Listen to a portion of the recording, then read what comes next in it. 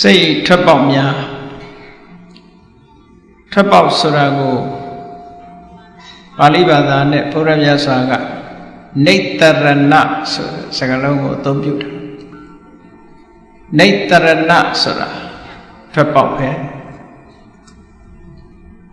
တစ်စုံတစ်ခုအခိုက်အခဲအကြက်တဲတွေနဲ့ကြုံတွေ့နေတဲ့အခါမှာလူတွေကထွက်ပေါက်ရှာလေးရှိကြတယ်ပေါ့လောင်ပိတ်မိနေပြီဆိုလို့ရှိရင်ပုပ်ပုဆိုးလာပြီးတော့ပေါက်ကွဲသွားတဲ့လေတောင်မှပဲလောင်ပိတ်ထားမယ်ဆိုလို့ရှိရင်ပေါက်ကွဲသွားနိုင်လူတွေရဲ့စိတ်ဟာလည်းပဲထို့တူပဲထွက်ပေါက်မပေးပဲနဲ့စိတ်ရဖြစ်စည်းမှုတွေချုပ်တီးထားမယ်ဆိုလို့ရှိရင်ပေါက်ကွဲသွားနိုင်ဒါကြောင့်မို့လို့နှလုံးကွဲတာတို့ရပြောနေဆိုရင်အသေးကွဲတာတို့ဘာလို့ဖြစ်တာပေါ့မှန်ကန်တဲ့ထွက်ပေါက်တစ်ခုရဖို့အမတန်မှအရေးကြီးတယ်ထွက်ပေါက်နဲ့ပတ်သက်ပြီးတော့မြတ်စွာဘုရားကစိတ်ရဲ့ထွက်ပေါက်များဆိုတာအမတန်မှမှတ်သားစရာကောင်းလက်တွေ့လဲကြဘုန်းကြီးတို့ရဲ့နေ့စဉ်ဘဝမှာစိတ်နဲ့ပတ်သက်ပြီးတော့အကြအတဲတစုံတရာတွေ့လာမယ်ဆိုလို့ရှိရင်ဟောဒီထွက်ပေါက်များကိုအသုံးချပြီးတော့ဖြစ်ပြောင်းလို့ရနိုင်တယ်နောက်ဆုံးမှာစိတ်ဟာလုံးဝလွတ်မြောက်သွားတဲ့အခြေအနေတစ်ခုရောက်ရှိသွားတယ်လုံးဝလွတ်မြောက်သွားတဲ့အခြေအနေရောက်တဲ့စိတ်ဓာတ်ကလေးဟာဘယ်ခါကာလမှာပြန်လဲပြီးတော့ညစ်နွမ်းလာတဲ့ဆိုတာမရှိဘူးဘယ်ခါကာလမှာပြန်လဲပြီးတော့လှုပ်ရှားလာတာဖိစီးလာတာမရှိတော့ဘူးစိတ်ရဲ့လှုပ်ရှားမှုများကို emotion လို့ခေါ်တယ်စိတ်ရဲ့ဖိစီးမှုတွေကို stress ဒီကနေ့ခေတ်မှာလူတွေဟာကြီးပွားတိုးတက်အောင်ကြိုးစားအားထုတ်ကြတယ်စီးပွားရေးဘက်ကတိုးတက်လာအောင်နိုင်ငံတကာအဆင့်မီအောင်ဟိုလူဒီလူရဲ့အဆင့်တွေမီအောင်လို့ဆိုပြီးတော့ကြိုးစားအားထုတ်လာကြတဲ့အခါလူဘဝလူလောကအသုံးဆောင်တွေဘက်ကလူတွေချမ်းသာလွယ်ကူမှုအတွက်အသုံးပြုစရာတွေဘက်ကအင်မတန်မှတိုးတက်ကောင်းမွန်လာတယ်ပေါ့အင်မတန်မှတိုးတက်ကောင်းမွန်လာဟိုနိုင်ငံဒီနိုင်ငံခရီးသွားဖို့ဆိုလဲတက်တောင်တက်တာအချိန်တူတူနဲ့ရောက်သွားနိုင်တယ်ကိုယ်နိုင်ငံအတွင်းမှာလည်းတနေရာသွားမယ်ဆိုလို့ရှိရင်တက်သားအချိန်တိုလေးအတွင်းမှာရောက်ရှိသွားနိုင်ဒီလိုစီးပွားရေးဘက်ကလူတွေရဲ့အသုံးဆောင်ဘက်ကတိုးတက်လာပေမဲ့လို့စိတ်ရဲ့ဖိစီးမှုတွေကများလာတယ်ဒါလောက်လွယ်ကူပြီးတော့တိုးတက်နေတဲ့ခေတ်ကြီးထဲမှာစိတ်ချမ်းသာမှုတွေပိုတိုးလာသလားလို့ဆိုရင်စိတ်ချမ်းသာမှုကပိုမတိုးစိတ်ရဲ့ဖိစီးမှုဓာတ်တွေကပိုတိုးလာတယ်အဲ့ဒါဘာကြောင့်လဲလို့ဆိုတာအလေးနဲ့ထားပြီးတော့လေ့လာပြီးတော့ကြည့်တဲ့ဘုရားမြတ်စွာကနိလန်းနေပေးထားတယ်လူတွေရဲ့လောဘဟာဘယ်တော့မှပြည့်တယ်လို့မရှိဘူးပြည့်တယ်မရှိသည့်အတွက်ကြောင့်မပြည့်နိုင်တာကြီးကိုဖြည့်နေမယ်ဆိုလို့ရှိရင်မဆုံးနိုင်တဲ့ခရီးလမ်းကြီးကိုရှောက်နေတာဖြစ်လို့လူတွေရဲ့စိတ်ဓာတ်ဟာလူမြဲလုံးနေမှာပဲအတ္တိတောလောကောတဲ့ဘုရားမြတ်စွာလောကသားတွေဟာဘယ်တော့မှတင်းတိမ်သွားတာမရှိဘူးတဲ့ဘလောက်ပဲဖြည့်ဆည်းပေးမတင်းတိမ်ဘူးကောင်းတဲ့ကောင်းအောင်တိုးတက်အောင်ဒီလိုပဲကြိုးစားနေမှာပဲ လောက်ပဲကြိုးစားထိုကဲ့သို့ကြိုးစားလာသည်နှင့်အမျှလူအသုံးဆောင်တွေဘက်ကတိုးတက်လာသည်နဲ့မျှလူတွေရဲ့စိတ်ထဲမှာလည်းပဲစိတ်ဖိစီးမှုဆိုတဲ့ဒဏ်ရာဒဏ်ချက်တွေကလည်းပဲတိုးလာတယ်တကဘာလုံးနဲ့ခြုံကြည့်မယ်ဆိုရင်ဒီတိုင်းပဲမြင်ရမယ်ကံကောင်းထောက်မှလို့ဘုရားမြတ်စွာဟောကြားတဲ့တရားဓမ္မတွေကိုနာယူခွင့်ရကြတယ်တရားကိုနှလုံးသွင်းခွင့်ရကြတယ်လက်တွေ့ကျင့်သုံးခွင့်ရကြတဲ့ပုဂ္ဂိုလ်တွေမှာထိုစိတ်ဖြစ်စည်းမှုဓာတ်တွေကိုအတော်အသင့်လျှော့ချနိုင်ကြတော်သင့်လျှော့ချနိုင်ကြလျှော့ချထားတဲ့ဟာလည်းပဲအဝတ္တမမှန်ကန်တဲ့နီးနဲ့လျှော့ချဒီကနေ့ခေတ်မှာစီးပွားရေးဘက်ကတိုးတက်တယ်လို့ဆိုတဲ့နိုင်ငံအချို့မှာဘာတွေလဲတိုးတက်နေသလဲလို့ဆိုလို့ရှိရင် stress လို့ခေါ်တဲ့စိတ်ဖိစီးမှုတွေလည်းတိုးတက်နေတယ်။ဒါကြောင့်မို့ stress ဆိုတဲ့စိတ်ဖိစီးမှုတွေတိုးတက်လာသည့်အတွက်ကြောင့်ထွက်ပေါက်ရှာတဲ့အနေနဲ့နီလန်းတွေအသုံးချကြတယ်။ဘုရားမြတ်စွာဟောကြားတဲ့နီလန်းကိုမတွေးရှိသဖြင့်နီလန်းဖြစ်လို့ဖြစ်ညာသက်တာလို့သက်တာညာဆိုပြီးတော့လောကပညာရှင်တွေက stress ကိုလျှော့ချဖို့ရနီးမျိုးမျိုးနဲ့ကြိုးပမ်းလာကြတယ် psychotherapy တို့psychiatrist တို့ psychotherapist တို့စိတ်ဖြစ်စေမှုတွေကိုနီးမျိုးမျိုးနဲ့ဖြေဖျောက်ဖို့ကြိုးစားလာကြတယ်မြန်မာနိုင်ငံမှာတဲ့အနောက်နိုင်ငံတွေဥရောပနိုင်ငံတွေမှာ psychotherapist ဆိုအလုပ်နဲ့စိတ်ဖိစီးမှုကိုလျှော့ချဖို့ကြိုးပမ်းတာပိုများလာ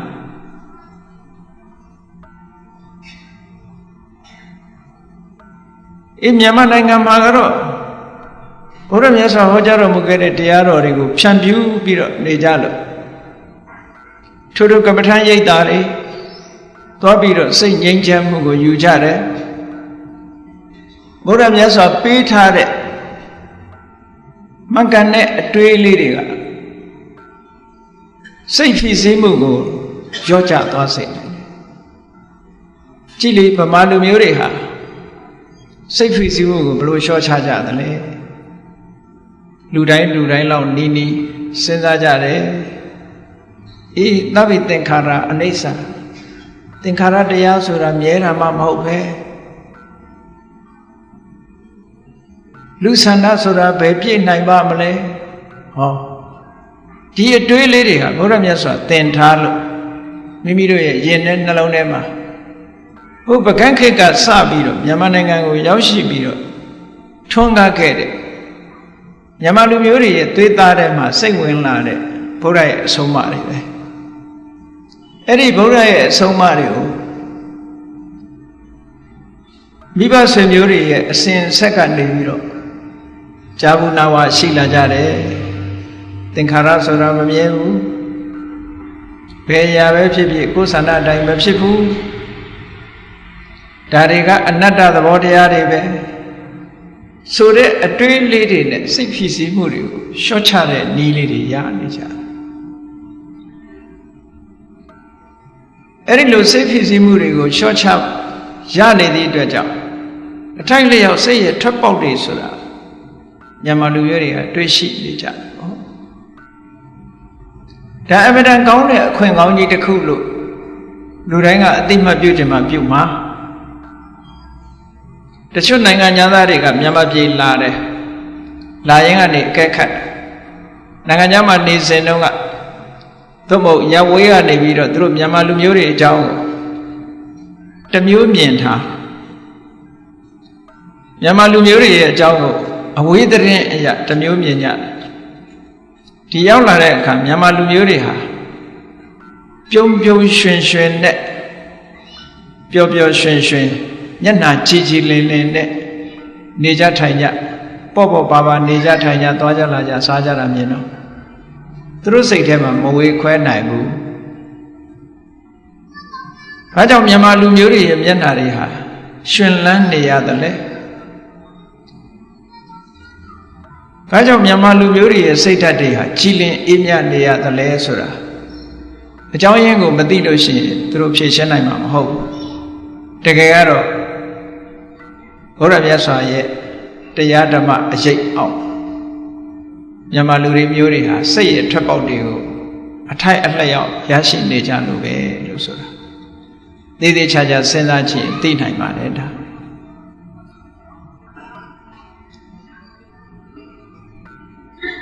တချို့နိုင်ငံတွေမှာဆိုလို့ရှိရင်တက္ကသိုလ်ပညာရပ်တစ်ခုအနေနဲ့ပြုလုပ်ပြီးတော့တောင်းပါပဲစိတ်ရဖြစ်စည်းမှုတန်တွေကိုရှော့ချမှုဆိုတာပညာရပ်တစ်ခုအနေနဲ့သင်နေကြအဲ့ဒါကိုဘယ်လိုခေါ်တော့အင်္ဂလိပ်လိုတို့က MBSR လို့ခေါ်တယ်တက္ကသိုလ်မှာ psychology နဲ့ပတ်သက်ပြီးတော့သင်ကြားတဲ့အထက်မှာအခုက modern education မှာဒါပါတက္ကသိုလ်ပညာရပ်တစ်ခုအနေနဲ့ပို့ချတယ်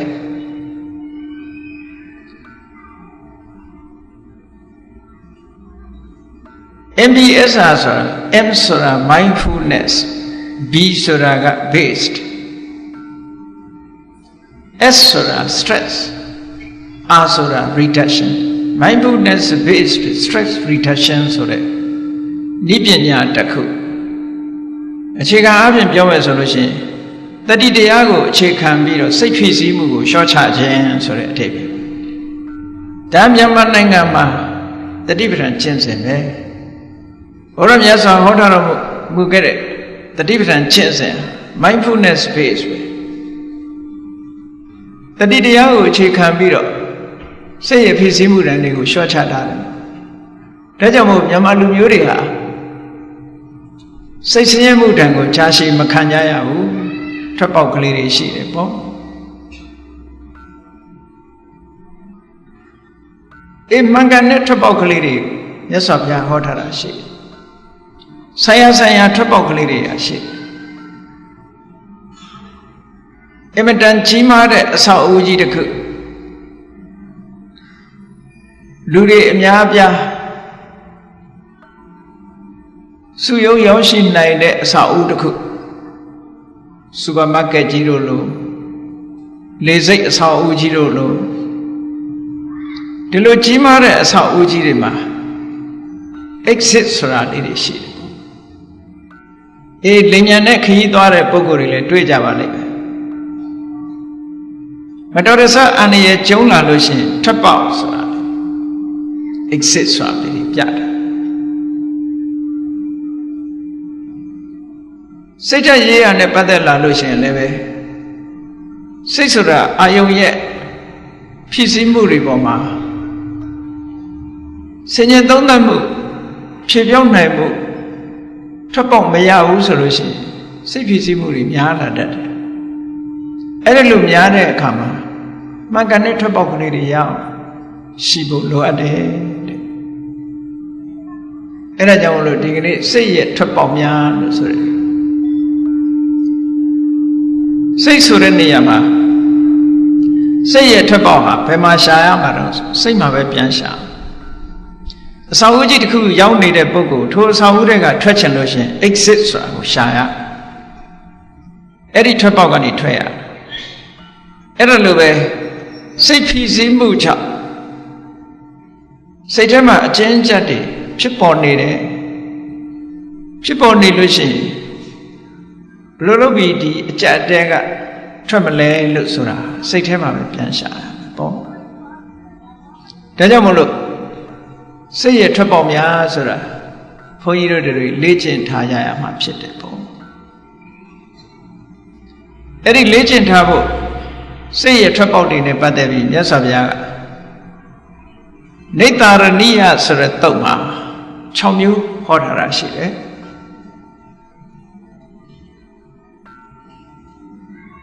စိတ်ဖြစ်စည်းလာလို့ရှိရင် ထွက်ပေါက်ရဖို့မှန်ကန်တဲ့နည်းနဲ့ထွက်ပေါက်ရဖို့ရသော်ဘုရားကလမ်းညွှန်ပေးထားတယ်အဲ့ဒီလမ်းညွှန်ရဲ့အတိုင်းလိုက်နာကျင့်ကြံကြိုးကိုအထောက်မယ်ဆိုလို့ရှိရင်မြည်သူမှစိတ်ထဲမှာပောက်ကွဲမှုတန်တွေကိုခံရမှာမဟုတ်ပါဘူးတဲ့ဖြစ်လာလို့ရှိရင်လည်းထွက်ပေါက်ရသွားမှာပါမြတ်စွာဘုရားရဲ့တရားဓမ္မတွေကိုမနာရလို့ဒီနည်းစနစ်တွေကိုမသိတဲ့ပုဂ္ဂိုလ်တွေဘုရားတရားတော်တွေကိုမျက်ကွယ်ပြုနေလို့ဒီနည်းစနစ်ကိုမသိတဲ့ပုဂ္ဂိုလ်တွေဟာစိတ်ရထွက်ပေါက်ဆိုပြီးတော့မိမိတို့တွေးမိရာကြံစီမိရာထွက်ပေါက်မျိုးမျိုးကိုပြုလုပ်ကြတယ်ဆိုပါစို့လောကလူတွေမှာလူငယ်လူရဲ့အတိုင်းအမိုက်ဝိုင်းနေတယ်ရန်ခါစိတ်ညစ်เสียဆိုတာတွေ့လာရန်ခါစိတ်ညစ်เสียတွေ့လာတယ်ရန်ခါပျော်เสียတွေတွေ့လာတယ်ရန်ခါစိတ်ထဲမှာအလိုမကျတာတွေတွေ့လာတယ်ရန်ခါကြတော့မထိမ့်သိမ့်နိုင်တော့အောင်ဒေါသပေါက်ကွဲလာတာမျိုးတွေတွေ့တတ်တယ်အဲ့ဒါလို့စိတ်အချင်းအကျက် emotion တွေများလာလို့ရှိရင်ထွက်ပေါက်ရှာမရတော့ဘာလို့ကြဒီကနေ့ခေတ်အချို့ပုဂ္ဂိုလ်တွေကစိတ်ကိုဖြစ်စည်းမှုတွေကိုထွက်ပေါက်ရှာတဲ့အနေနဲ့ငွေရစေဝါတွေအသုံးပြုကြတယ်အရက်သေးစားတွေတောက်စားကြတယ်အဲ့ဒီနည်းနဲ့ထွက်ပေါက်ရှာလိုက်ကြတယ်ဆိုလိုတာကပြဿနာစိတ်ထဲမှာဖြစ်လာရင်ထိုပြဿနာကိုမေ့ပစ်ဖို့ကြိုးစားမေ့ပစ်ဖို့ကြိုးစားတဲ့နေရာမှာအာယုတစ်ခုနဲ့လွှဲဖယ်ပြီးတော့အစားထိုးပြီးတော့တကယ်ဖြစ်စည်းနေတာကိုဖယ်ရှားပစ်ဖို့မကြိုးစားပဲနဲ့စိတ်ကိုခိတ္တခဏမေ့သွားအောင်တခြားနည်းလမ်းတွေနဲ့ထွက်ပေါက်ရှာကြအဲ့ဒီထွက်ပေါက်ဟာတကယ်အစစ်အမှန်ထွက်ပေါက်မဟုတ်သည့်အတွက်ကြောင့်ဒီထက်မှပဲပြန်ဝဲလဲလာတကယ်ငြိမ်းချမ်းတဲ့အပြင်ကိုမရောက်မသွားပဲနဲ့အတွင်းထဲမှာတဝဲလဲလဲနဲ့ထွက်ပေါက်ရှာရင်နဲ့ဒုက္ခရောက်သွားကြအကျဉ်းချက်တွေပိုများလာပြဿနာတစ်ခုကနေနှစ်ခုဖြစ်လာတယ်နှစ်ခုကနေသုံးခုဖြစ်လာတယ်ဒီကနေ့ထွက်ပေါက်ကိုမှန်မှန်ကန်ကန်ထွက်ပေါက်ကိုမရှာနိုင်ဘူးဆိုလို့ရှိရင်ဒီလိုပဲပြဿနာတက်တာ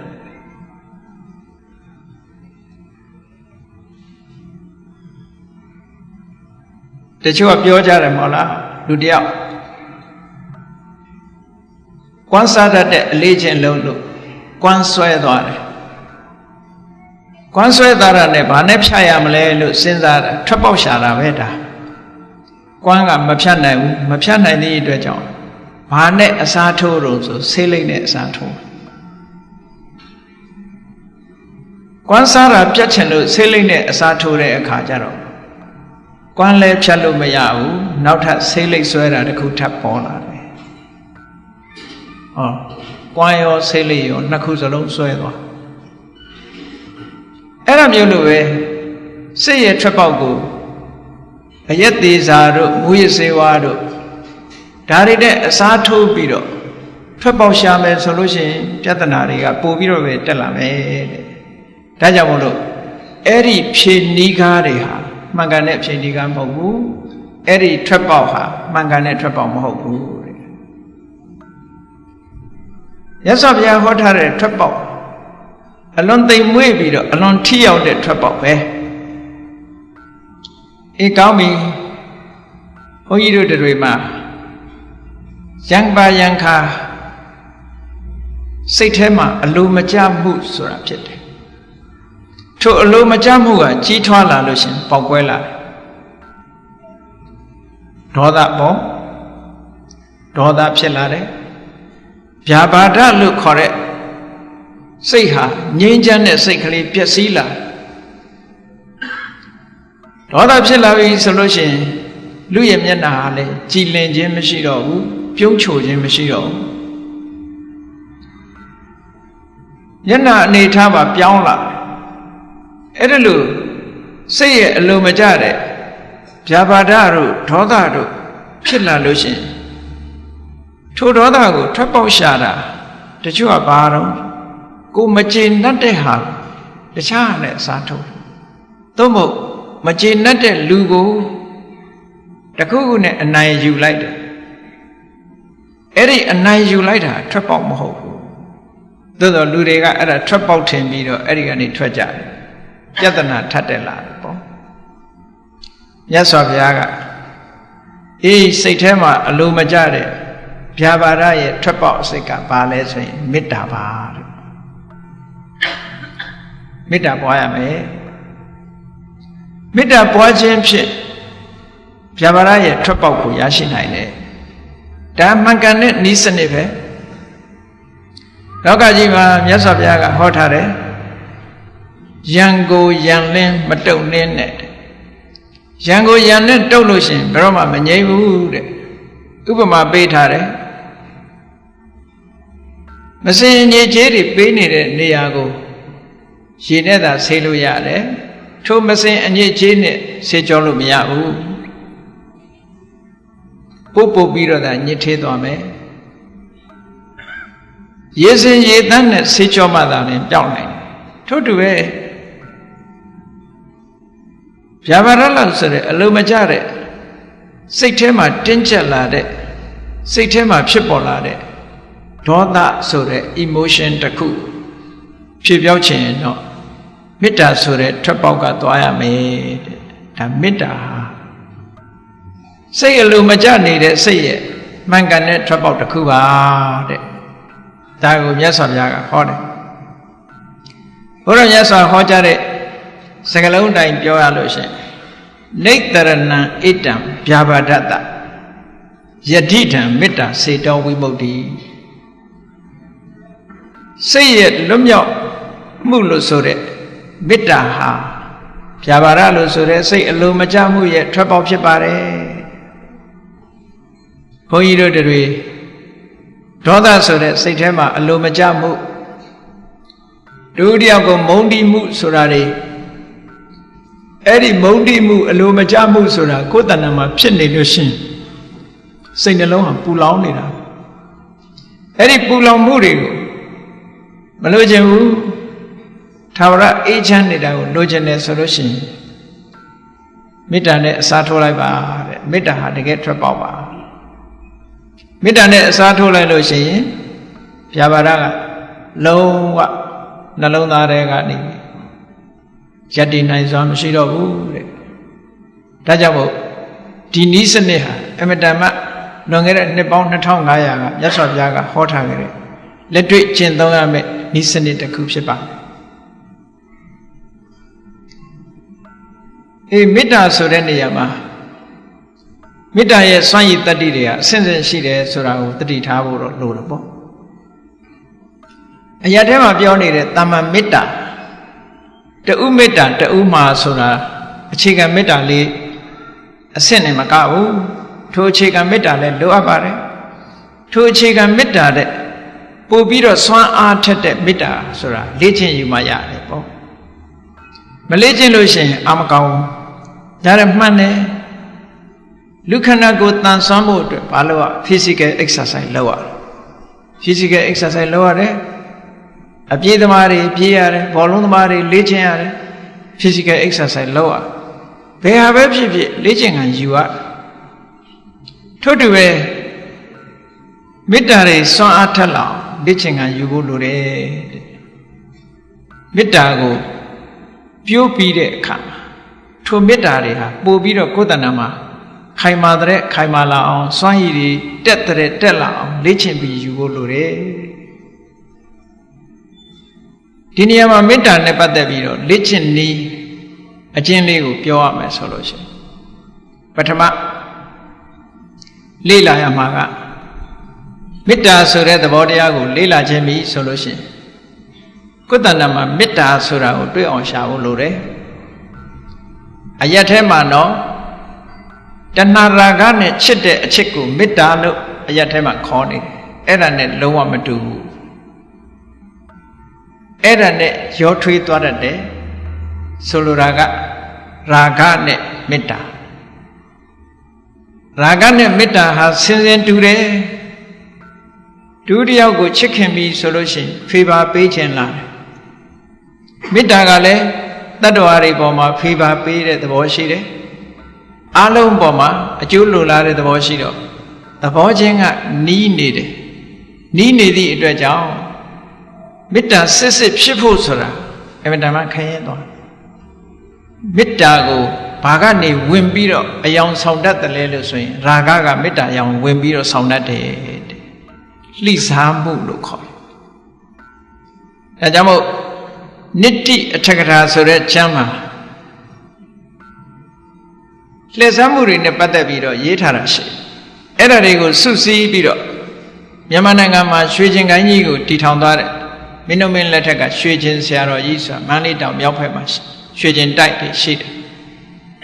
အဲ့ဒီရွှေကျင်ဆရာတော်ကြီးရေးတဲ့စာအုပ်တော့ရှိတယ်ဝိဇ္ဇနာဓိပနိလှည့်စားမှုတွေကိုထင်ရှားပြတဲ့ကျမ်းအဲ့ဒီဝိဇ္ဇနာဓိပနိဆိုတာလှည့်စားမှုတွေကိုတရုပ်ဖော်ထားတာအစဆုံးဘာနဲ့တရုပ်ဖော်ထားတော့ဆိုရင်ကြည့်ရာဂောမေတ္တာယဝိဇ္ဇေတိအဲ့ဒီစကားလုံးလေးပါရာဂောမေတ္တာယဝိဇ္ဇေတိ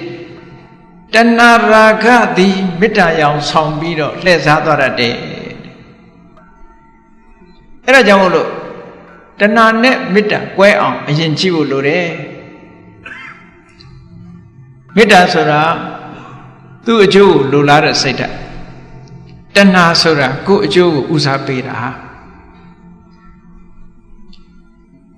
မေတ္တာဆိုတာစွန့်လွတ်နိုင်တယ်တွေ့တာမနေဘူးတဏှာကမစွန့်လွတ်နိုင်ဘူးအမှန်တမ်းကွဲပြားခြားနားမှုတွေရှိတယ်တဏှာချင်းနဲ့မေတ္တာချင်းတဏှာချင်းကပူလောင်တယ်မေတ္တာချင်းကအေးမြတယ်မေတ္တာဆိုတာအတွေ့အတာကင်းတယ်ကောင်းကျိုးချမ်းသာကိုလိုလားတဲ့စိတ်သဘောပဲမေတ္တာဆိုတာသူ့အတွက်တဏှာဆိုတာကိုယ့်အတွက်စဉ်းစားကြည့်လေလူတွေကဘသူကိုခင်ပါတယ်ချစ်ပါတယ်နဲ့ပြောနေကြတကယ်ချစ်တာဟုတ်ကလားလို့ဆို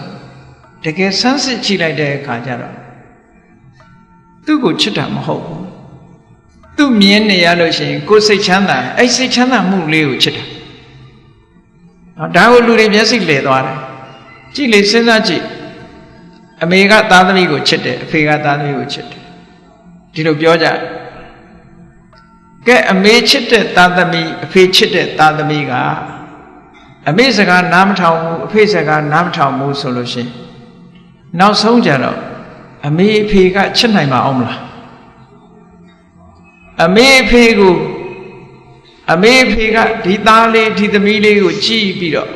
သူ့ရဲ့စိတ်ကျေနပ်မှုကလေးရနေတာအဲ့ဒါကိုချစ်တာသူ့ရဲ့စိတ်ကျေနပ်မှုလေးကိုဖြက်လို့ဖြက်စီးလှုပ်လာပြီဆိုရင်သွားတော့သတင်းစာတွေကထည့်ပြီးတော့သားသမီးတွေအမွေပြတ်ကြော်ညာတာတွေမရှိဘူးလား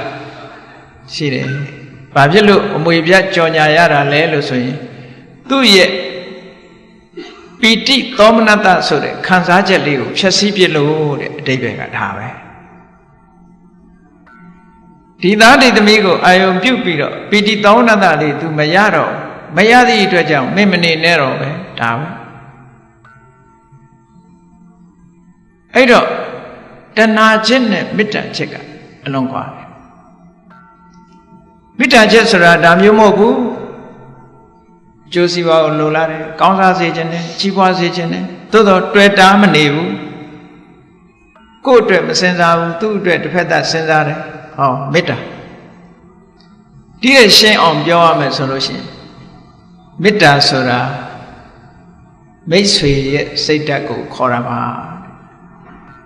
ဒီစကားလုံးလေးဖြစ်လာတာကိုအကြည့်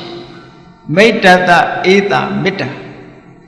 မိတ္တတမိတ်ဆွေတန်ငယ်ချင်းရဲ့ဧတာဥစ္စာဖြစ်တဲ့စိတ်သဘောထားပဲ မေတ္တာမိတ်ဆွေတန်ငယ်ချင်းရဲ့စိတ်သဘောထားစိတ်နေစိတ်ထားအဲ့ဒါဟာမေတ္တာ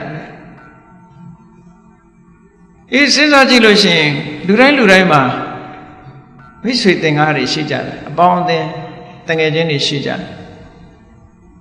တငယ်ချင်းနဲ့စကားပြောရင်ပျော်တယ်တငယ်ချင်းနဲ့တွေ့ရရင်ပျော်တယ်တငယ်ချင်းနဲ့နေခြင်းနဲ့တငယ်ချင်းရဲ့အကျိုးစီးပွားကိုလိုလားတယ်ဟောအဲ့ဒီစိတ်ဓာတ်မျိုးလေးတွေဟာမေတ္တာလို့ခေါ်တာပဲအဲ့ဒီမေတ္တာသည်ခုနကတဏှာရာဂဆိုတဲ့အချက်နဲ့မတူဘူးတဲ့ကောင်းပြီမေတ္တာဆိုတဲ့သဘောတရားဟာအာရောဒအမုန်းကင်းစင်တဲ့သဘောတရားကောင်းကျိုးချမ်းသာကိုလိုလားတဲ့ကြီးပွားစေခြင်းတဲ့သဘောတရားလေးပဲအဲ့ဒီသဘောတရားလေးဟာမိမိရဲ့တဏ္ဍာမှာပင်ကိုယ်ကရှိနေပေမဲ့လို့လေ့ကျင့်ပေးမှအစွမ်းထက်မယ်မလေ့ကျင့်ရင်အစွမ်းမထက်ဘူးအဲ့တော့မေတ္တာဆိုတဲ့သဘောတရားကိုဘာနဲ့လေ့ကျင့်ရအာယုန်နဲ့ပဲလေ့ကျင့်စိတ်တစ်ခုကိုထက်မြက်လာအောင်လေ့ကျင့်ခြင်းအာယုန်နဲ့လေ့ကျင့်ဓာတ်ထက်အောင်ဘာနဲ့လုပ်ရကြောက်နဲ့သွေးရတယ်ကြောက်ပေါ်တင်ပြီးတော့သွေးမှဓာတ်ထက်တယ်ထို့တူပဲဒီမေတ္တာစိတ်ဓာတ်လေးဟာခိုင်မာကြီးထွားလာအောင်ဘာနဲ့လုပ်အာယုန်နဲ့လုပ်ပေးရမယ်အာယုန်ပေါ်တင်ပြီးတော့လေ့ကျင့်ရမေတ္တာလေ့ကျင့်ခန်းကိုဘုန်းကြီးတို့ဝိသုဒ္ဓိမကျမ်းကြီးမှာရှင်းရှင်းလင်းလင်းရေးထားတာရှိတယ်မေတ္တာကိုလေ့ကျင့်ခန်းလုပ်တဲ့အနည်းတစ်ခုတာမန်ကုသိုလ်ရာယုံပို့တဲ့မေတ္တာမျိုးမဟုတ်ဘူး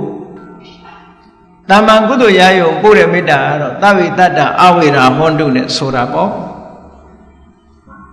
ဘုရားရှိခိုးရင်လည်းမေတ္တာပို့တာပဲလေတတ္တဝါတွေချမ်းသာကြပါစေ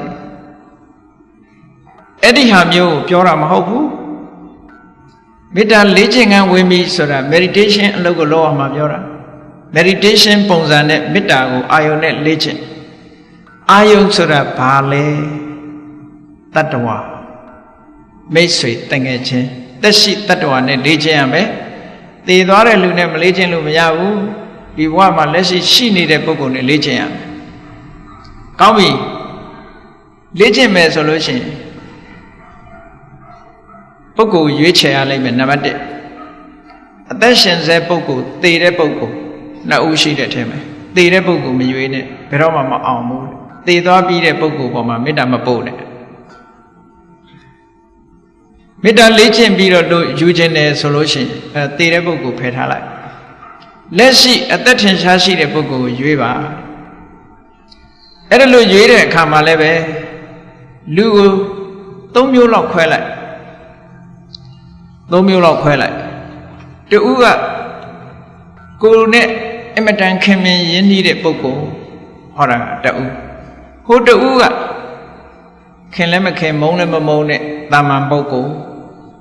နောက်တူကမုန်းတဲ့ကိုယ်ရန်သူဟော3မျိုးခွဲလိုက်ပုဂ္ဂိုလ်3စားရှိလူတိုင်းဟာဒီလို3စားရှိနေမှာပဲအများအားဖြင့်ဒါရေပုံရအားဖြင့်ပြောတဲ့စကားပေါ့အဲ့ဒီထဲမှာဘယ်ပုဂ္ဂိုလ်ကိုရွေးရမလဲမေတ္တာစပြီးတော့ပြိုးတော့မယ်ဆိုလို့ရှိရင်ကိုယ်နဲ့ခင်လည်းမခင်မုန်းလည်းမမုန်းတဲ့ပုဂ္ဂိုလ်ကိုသွားရွေးမယ်ဆိုရင်မေတ္တာပြိုးဖို့ခက်လိမ့်မယ်ဘာဖြစ်လို့တော့ဆိုသူ့ပေါ်မှာခင်မမခင်တာကို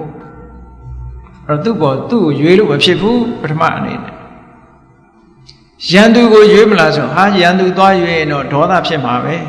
မေတ္တာပြိုးလို့မရဘူးဒါကြောင့်မို့ရန်သူကိုလည်းမရွေးနဲ့အဲ့တော့ပိယပုဂ္ဂလဆိုတာကိုခင်မင်ချစ်ခင်တဲ့ပုဂ္ဂိုလ်ရွေးလိုက်ပါတဲ့ဒါမေတ္တာပို့တော်မယ်ဆိုအဲ့ဒါကအစအဲ့ဒီပုဂ္ဂိုလ်ရွေး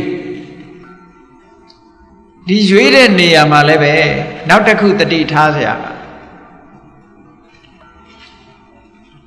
လိန်တူကိုပဲရွေးရမယ်တဲ့လိန်ခွဲကိုသွားမရွေးရဘူးဆိုလိုတာကမေတ္တာပို့မဲ့ပုဂ္ဂိုလ်ဒီအမျိုးသားဆိုရင်အမျိုးသားတန်ငယ်ချင်းတွေကရွေးအမျိုးသမီးဆိုရင်အမျိုးသမီးတွေကရွေး အမျိုးသားကအမျိုးသမီးကိုသွားရွေးမယ်အမျိုးသမီးကအမျိုးသားကိုသွားရွေးမယ်အမျိုးသားကအမျိုးသမီးကိုရွေးမယ်လိမ့်မတူတာကိုသွားရွေးလို့ရှိရင်မေတ္တာဖြစ်မဲ့အစားတဏှာရာဂတွေဖြစ်လာတတ်တယ်အန္တရာယ်ရှိတယ်ပေါ့ဒါကြောင့်အဲ့ဒါလို့မရွေးရဘူးအမျိုးသားဆိုရင်အမျိုးသားချစ်ခင်တဲ့ပုဂ္ဂိုလ်ရွေးအမျိုးသမီးဆိုရင်အမျိုးသမီးတွေကချစ်ခင်တဲ့ပုဂ္ဂိုလ်ရွေးတဲ့အဲ့ဒါလို့ရွေးပြီးတော့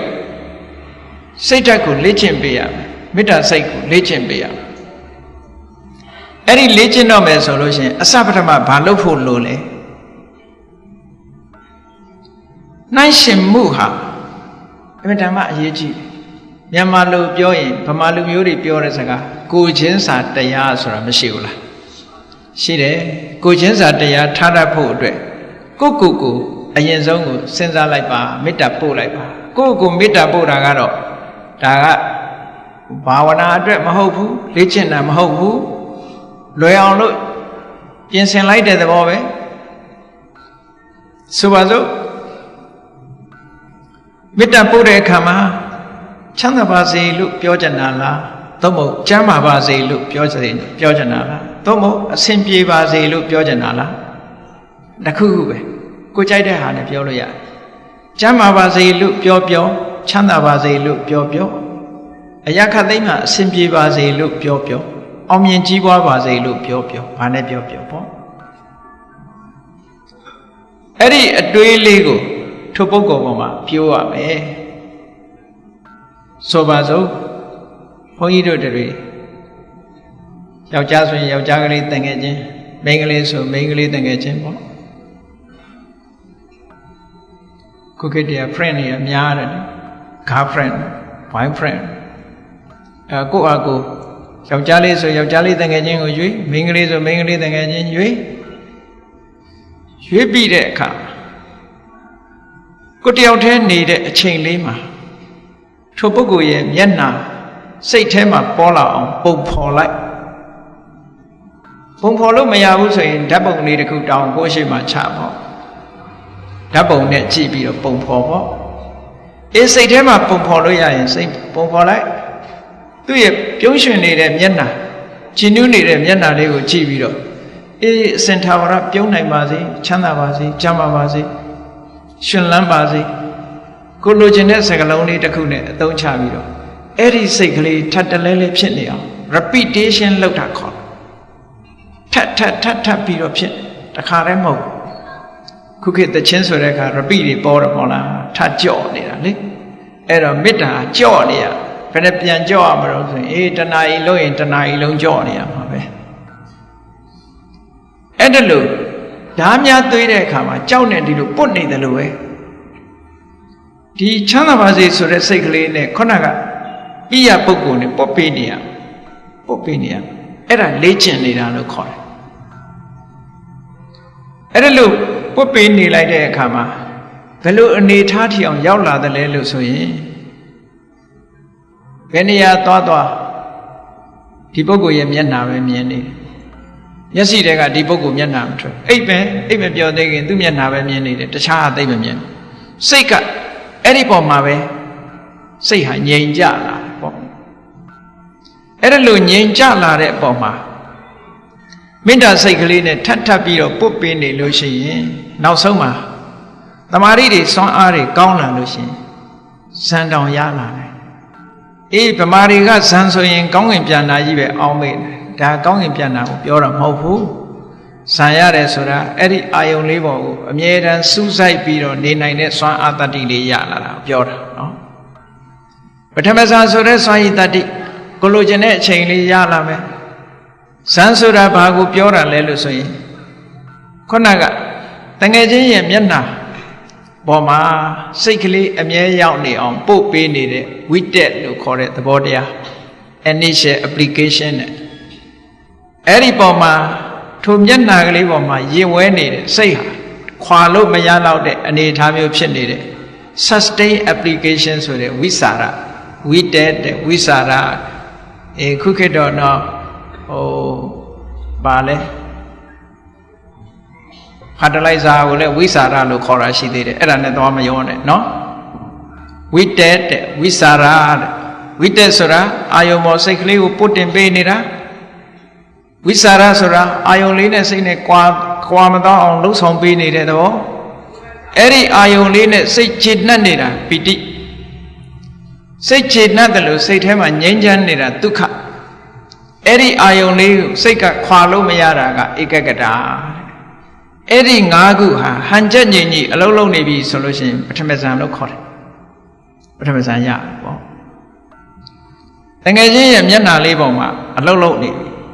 ချမ်းသာပါစေရှင်လန်းပါစေကျမ်းမာပါစေဆိုတဲ့စိတ်ဓာတ်ကလေးပွားပြီးတော့အလုံးလုံးနေအဲ့ဒီအလုံးလုံးနေလို့ရှိရင်ခုနကအင်္ဂါရက်တွေပြည့်စုံလာရင်ပထမဇန်ပဲဒီတဲ့စွမ်းအားမြှင့်လိုက်တဲ့အခါကျတော့တွေးနေเสียမလိုဘူးဝိတက်ဆိုတာမလိုတော့ပဲနဲ့အာယုန်လေးကခွာလို့မရတာရဲ့ကျဉ်တ်နေတာရဲ့နော်စိတ်ထဲကချမ်းမြေ့နေတာရဲ့တည်ငြိမ်နေတာရဲ့ဒီသဘောလေး၄မျိုးလေးနဲ့ဖွဲ့စည်းလိုက်တာကြတော့ဒုတိယဇန်အဆင့်လို့ခေါ်တယ်နောက်တစ်ခါဒီတဲ့တမာတိစွမ်းအားတွေမြှင့်လိုက်တဲ့အခါကျတော့အာယုန်မှာဒီအာယုန်လေးနဲ့စိတ်လေးနဲ့တွေ့ကပ်နေအောင်လုပ်ပေးเสียမလိုတော့ပဲနဲ့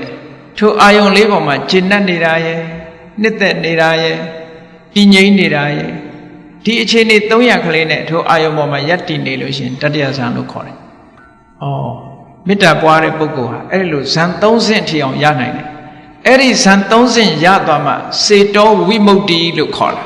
။စိတ်လေးဟာဗျာပါဒကလွတ်သွားပြီတဲ့။ဒေါသတွေကလုံးဝလွတ်နေတဲ့စိတ်တဲ့အဲ့ဒီအချိန်စေတောဝိမု ക്തി ဆိုတာပို့ပြီးတော့ဒီလုံးဝလွတ်မြောက်လာတဲ့အနေအထားတစ်ခုရောက်လာအောင်လေ့ကျင့်ယူထားတဲ့မေတ္တာကိုပြောတာတာမန်မေတ္တာကိုမေတ္တာလို့ပဲသုံးတယ်စေတောဝိမု ക്തി ဆိုတဲ့စကားလုံးလေးထည့်သုံးလိုက်လို့ရှိရင်ထိုမေတ္တာသည်ဇံအခြေအနေထိအောင်ရောက်နေတဲ့မေတ္တာမျိုးလို့ဒီလိုပြောတာကဲကောင်းပြီပိယပုဂ္ဂလလို့ခေါ်တဲ့ကိုချစ်ခင်နဲ့ယဉ်ဤတဲ့မိတ်ဆွေနဲ့လေ့ကျင့်လိုက်လို့အောင်မြင်သွားတဲ့မေတ္တာလေးကိုဒီတိုင်းမထားနဲ့အောင်မေတ္တာကိုဖြန့်ကျက်ကြည့်အောင်ထိုမေတ္တာလေးကို transfer လုပ်အောင်ဘယ်သူ့ပေါ် transfer လုပ်မလဲဆိုရင်ချစ်လည်းမချစ်မုန်းလည်းမမုန်းနဲ့ကိုမသိတဲ့ပုဂ္ဂိုလ်ပေါ်မှာပြောင်းကြည့်လိုက်တယ်ပြောင်းကြည့်လိုက်လို့ရှိရင်ဒီမေတ္တာသဘောတရားလေးဟာရော့ကျမသွားဘူးကိုချစ်ခင်တဲ့ပုဂ္ဂိုလ်ပေါ်မှာထားတဲ့စိတ်အခြေအနေဟာမုန်းလည်းမမုန်းချစ်လည်းမချစ်တဲ့ပုဂ္ဂိုလ်ပေါ်မှာသွားထားလိုက်လို့အခြေအနေပြောင်းလဲသွားတယ်ဆိုလို့ရှိရင်ပြန်လေးခြင်းဒီမှာပြန်လေးခြင်းပြောင်းလဲမသွားဘူးဆိုလို့ရှိရင်ဒါဒုတိယအဆင့်အနေနဲ့အဆင်ပြေသွားပြီကဲနောက်တစ်ခါပုဂ္ဂိုလ်2ယောက်ပြောင်းလိုက်ပြီနော်ပထမပိယပုဂ္ဂလဒုတိယမစ္ဆတအလယ်အလတ်ပုဂ္ဂိုလ်ပေါ်မှာပြောင်းကြည့်လို့အခြေအနေမပြောင်းဘူးဆိုရင်နောက်တစ်ယောက်ပေါ်မှာပြောင်းကြည့်အဲ့ဒီပုဂ္ဂိုလ်ကကိုယ်နဲ့မတည့်မုံတီးတဲ့ကိုယ့်ရဲ့ယံသူလို့ဆိုတဲ့ပုဂ္ဂိုလ်ပေါ်မှာပြောင်းကြည့်လိုက်လို့ဒေါသလေးဖြစ်လာလို့ရှိရင်အေးမေတ္တာမကြန့်ခိုင်သေးဘူးပြန်ပြီးတော့လေ့ကျင့်အောင်ကိုမေတ္တာပြန်လေ့ကျင့်ပြီးတဲ့ခါပြန်စမ်းသပ်ကြည့်လိုက်အာယုံပြောင်းပြီးတော့ကိုယ်နဲ့မတည့်တဲ့လူပေါ်မှာမေတ္တာထားကြည့်ထားလို့ရသွားပြီဆိုလို့ရှိရင်တော့ဒီမေတ္တာဟာတော်တော်ခိုင်မာသွားပြီလို့ပြောဒါစမ်းသပ်တဲ့နည်းအဲ့လိုလုပ်ပြီးတော့တလောကလုံးမှာရှိတဲ့တတ္တဝါတွေပေါ်မှာမေတ္တာထားနိုင်အောင်ကြိုးစားနောက်ဆုံးမှာလူ၄ယောက်ကြည့်လိုက်နံပါတ်1ကကိုယ်တိုင်မိမိကိုယ်တိုင်နံပါတ်2ကကိုချစ်ခင်တဲ့ပုဂ္ဂိုလ်နံပါတ်3ကချစ်လည်းမချစ်မုန်းလည်းမမုန်းတဲ့တာမန်ပုဂ္ဂိုလ်နံပါတ်4ကယံသူအဲ့ဒီပုဂ္ဂိုလ်၄ယောက်ထိုပုဂ္ဂိုလ်၄ယောက်သည်အပိုင်းအခြားတွေလူဆိုတာကိုပိုချစ်တတ်တယ်နော်ကိုပိုချစ်တတ်တယ်အဲ့ဒီ၄ယောက်ကိုရန်သူလို့လည်းမမြင်တော့ကိုလို့လည်းမမြင်တော့ဘူးကိုမိတ်ဆွေလို့လည်းမမြင်တော့ဘူးဟုတ်လားကိုနဲ့မသိတဲ့ပုဂ္ဂိုလ်လို့လည်းမမြင်တော့ဘူးကိုရန်သူလို့လည်းမမြင်တော့ဘူးအားလုံးဒီ၄ယောက်စလုံးဟာတစ်မျိုးတည်းတစ်ခုတည်းမြင်သွားပြီဆိုလို့ရှိရင်ဒီလူရဲ့မေတ္တာဟာအစွမ်းထက်ဆုံးအဆင့်ရောက်သွားပြီပေါ့အဲ့ဒါကိုဥပမာလေးတစ်ခုပေးထားတယ် နော်ဒီပုဂ္ဂိုလ်၄ယောက်ကိုဆိုပါစို့ရှင်းတော့ကလူကိုတတ်ပြီးတော့ရစ်ပူဇော်တဲ့အလေးထားရှိတယ်တောထဲမှာနေတဲ့ယဟန်တွေဒီလိုပဲရစ်ပူဇော်တာခံလိုက်ရတာမျိုးတွေရှိတယ်အဲ့ဒီမှာလာပြီးတော့တောင်းမယ်ရစ်ပူဇော်ဖို့အတွက်တယောက်လိုက်ခဲ့ပါဟောတယောက်လိုက်ခဲ့ပါဆိုလို့ရှိရင်အဲ့မှာနေနေတာကမိမိကိုယ်တိုင်ရဲ့ကိုယ်မိတ်ဆွေရဲ့တာမန်ပုဂ္ဂိုလ်တယောက်ရဲ့ကိုယ်နဲ့မတည့်တဲ့ပုဂ္ဂိုလ်တယောက်၄ယောက်ရှိတယ်အဲ့၄ယောက်ထဲကနေဘယ်သူပေးမလဲဘုန်းကြီးတို့စဉ်းစားကြည့်ကြတယောက်ယောက်တော့လိုက်ရမှာဘယ်သူပေးမလဲကိုယ်စိတ်ထဲဘယ်သူပေးမလဲဟောသူတို့၃ယောက်တော့နေပါစေငါပဲအနစ်နာခံလိုက်ပါမယ်ဆိုရင်ကိုယ့်ကိုယ်ပေါ်မှာမေတ္တာပြတ်တယ်ရောက်တယ်ဟောသူ့မေတ္တာမဟုတ်သေးဘူးမမျှတာဘူးလို့ပြောအဲ့လိုမဟုတ်ဘဲနဲ့ငါနဲ့မတည့်တဲ့ကောင်လိုက်သွားဆိုလို့ရှိရင်ဟာရန်သူပေါ်မှာအမုန်းစိတ်မပြောင်းသေးတာပဲအဲ့ဒီ၄ယောက်စလုံးကိုတယောက်မှမပေးနိုင်ဘူးအလုံးဟာတူတူပဲဖြစ်နေတယ်ဘယ်သူ့ကိုမှရွေးလို့မရတော့ဘူးဆိုလို့ရှိရင်အဲ့ဒီမေတ္တာဟာကန့်တတ်ချက်တည်ကြော်ဖြတ်သွားတဲ့အမြဲတမ်းခိုင်မာတဲ့မေတ္တာတရားဖြစ်သွားပြီလို့ဒီလိုဆိုတာအဲ့ဒါလို့လေ့ကျင့်ပြီးတဲ့အခါမှာဒီလောကလုံးမှာရှိတဲ့တ attva တွေပေါ်မှာမေတ္တာတရားကိုဖြန့်ကျက်ပြီးတော့နေမယ်ဆိုလို့ရှိရင်ဒေါသဆိုတာလုံးဝလာလို့မရတော့ဘူးတဲ့နောက်ဆုံးမှာထိုမေတ္တာကိုအခြေခံပြီးတဲ့အခါမှာဘာလို့ထိုမေတ္တာစိတ်ဓာတ်မှာပါတဲ့တဘာဝတရားတွေကိုရှုမှတ်ဆင်ခြင်ပွားများအထောက်လိုက်ထိုမေတ္တာနဲ့ရှင်ပြီးတော့ဖြစ်ပေါ်လာတဲ့စိတ်အခြေအနေတွေကနန္တရားထိုမေတ္တာရဲ့တရားနှလုံးသားကရုပ်တရားဟောရုပ်နဲ့နာနဲ့ဒီနှမျိုးရှိတယ်ဆိုတာကိုသဘောပေါက်လာလို့ရှိရင်ဒါဝိပဿနာလမ်းကြောင်းပဲစဝင်လာတာပဲသမထကနေဝိပဿနာပြောင်းတယ်လို့ခေါ်တယ်မေတ္တာစိတ်ဓာတ်ကိုရှုတာဟာနန္တရားကိုရှုတာထိုမေတ္တာစိတ်ဓာတ်ရဲ့တရားမှီရာနှလုံးသား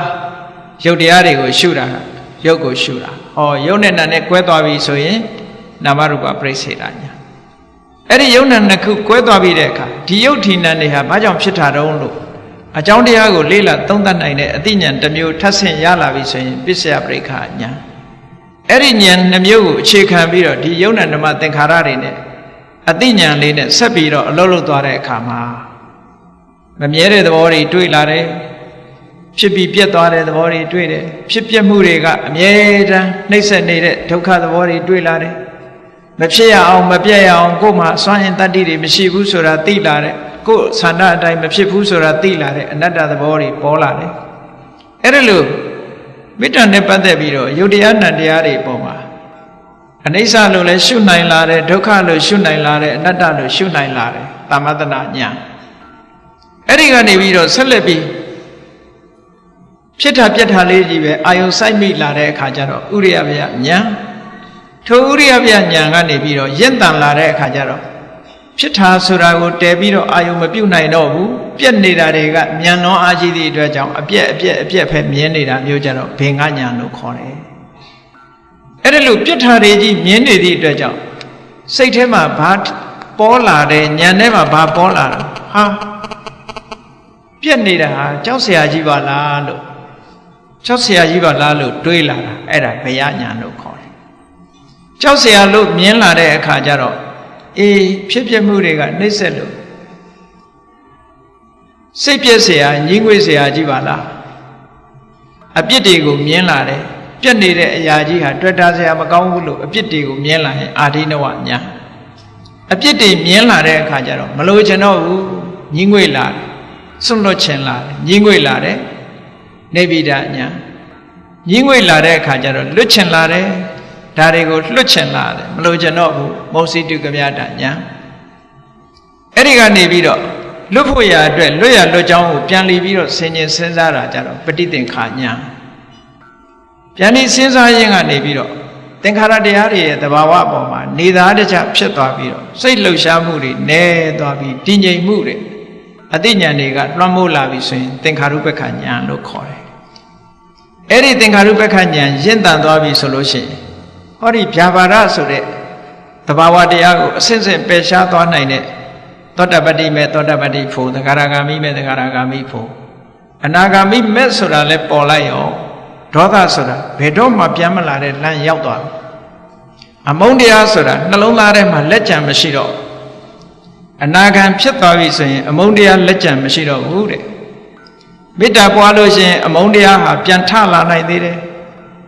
အခုခေတ်ယောဂစစ်တယ်လို့စစ်ကြည့်လို့ရှိရင် positive ဖြစ်နေအောင်မယ်နော် positive ဖြစ်လိမ့်မယ်နှလုံးသားထဲမှာအမုန်းရှိသေးသလားလို့ဆေးစစ်တယ်လို့စစ်ကြည့်ရင် positive တွေးလိမ့်မယ်အနာဂါမိမဲ့ရသွားတာနဲ့တပြိုင်နက် negative ဖြစ်သွားပြီလုံးဝမရှိတော့အဲ့ဒါကြတော့ဒေါသဆိုတဲ့